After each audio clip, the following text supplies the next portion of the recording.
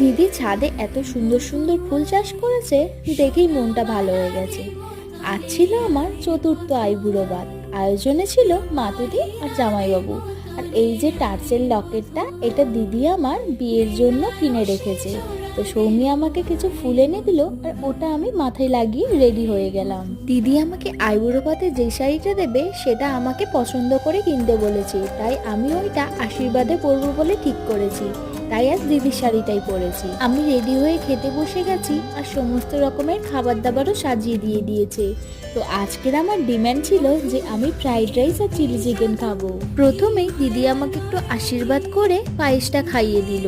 চলো আমি তবে আমার 3 দিদির মধ্যে মাতুদির বাড়িতে আইবুড়ো ভাতটা খেয়েই ফেলি।